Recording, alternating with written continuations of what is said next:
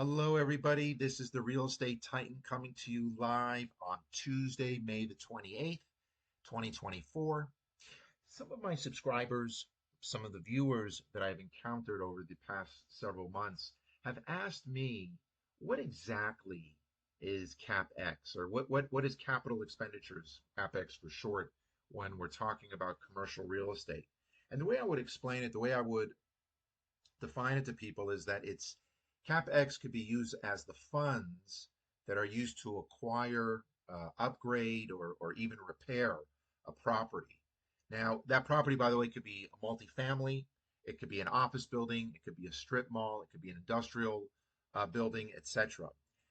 And keep in mind that an expenditure is considered CapEx, capital expenditure, if it's if it's a new purchase, or B, whether that purchase extends the life of the property. So, for example, some items that could be viewed, classified as a CapEx, capital expenditure, would be putting on a new roof in an apartment building, or putting in an HVAC, heating, ventilation, air conditioning system in an office building, putting in new floors in an apartment building. It's those sorts of things. It's really look at it as like a one-time cost that's there to extend the life of the building. Unlike, for example, in some of my past videos where I spoke about operating expenses, property taxes, for example, um, property management, insurance, right? These are day-to-day expenses. These really have nothing to do with CapEx. So please keep in mind that when you are forecasting or you're keeping some sort of a list, you have one side that's your operating expenses, property taxes, insurance, and another column that could be viewed as CapEx, where you're talking, for example, about putting in a new roof. The question that another question that always seems to come up is what or how much do you forecast? How much CapEx do you forecast? And that's not a straightforward answer because it really depends. It depends, number one, right? It depends on the age of the building. Obviously, the older the building, the more likely the building is going to need some kind of new roof or some kind of new flooring in the building itself. So that's number one. Number two, you should always ask the broker if the building that you're looking at purchasing, again, a multifamily, an apartment building, for example, did they have any new expenditures? Did they spend any money on that new roof? Did they spend any new money on putting in an HVAC, right? A heating, ventilation, air conditioning unit.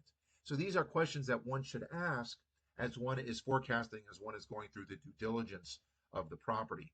In my case, in my scenario, because I do want to be a bit more practical, um, I have here my CapEx. This was a building that our team and I had looked at. This was based in Las Vegas. This was a 7-unit property, and we had put down 25,000, as you see right here, CapEx. It's right underneath the NOI. So, and by the way, in order to get your before tax cash flow, you want to take your net operating income, subtract out your CapEx, and then subtract out your interest. Here I have interest only because that was the structure of the loan at the time. But again, please understand this was something we did not move forward on for a variety of reasons. So it's important to have an understanding what your CapEx is so that you as the owner, you as the investor that are looking at purchasing the property, get an idea as to what is your cash flow on the property itself. Keep in mind, however, and I know there's a lot of moving parts, and the best way to really learn to understand this is to just get involved in a deal. But please keep in mind that when one does CapEx, you don't necessarily have to do it the day after you purchase the property, the 2 years after you purchase the property.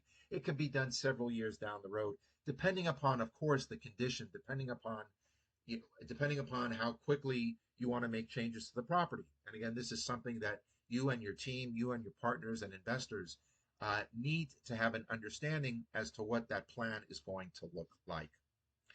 If you found value in this, please subscribe to my channel. Give me your thoughts, give me your comments. Please give me a thumbs up and look forward to seeing you at the next video.